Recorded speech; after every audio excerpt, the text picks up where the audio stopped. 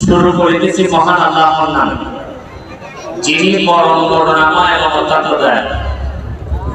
আমি আজকে কিতাব বক্তব্য রাখলাম, আমাদের তাহিরি হুজুর আসলে পরে আমার মনে হয় আমি বসে বসে আমেরিকাতে এইভাবে দিন ছুটি ছিল, আমি এই দিন ছুটি কাটাতে গিয়া যার ভিডিও সবচেয়ে বেশি শিখছি আমার মনে হয় তাহিরি হুজুরের বেশি সবচেয়ে শিখে দিয়েছি।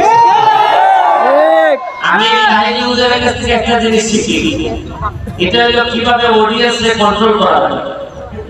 এই যে আপনারা যারা বসা আছেন ওই দিকে কেউ মাতে এই দিকে মাতে, এই তাহিরি হুজুরের কাছে সাইডা দিলে দেখা যায় সবাই সুজরিয়া বইটা। এটা আমি ওনার কাছ থেকে শিখি, এটা একটা আলাদা একটা আওয়াজ। এটা কিন্তু আল্লাহ খালি পড়াশোনা করে পারা যায় না, এটা উপর থেকে না দিতে হয় যে তোমার কথা হচ্ছে শুনবো। এখন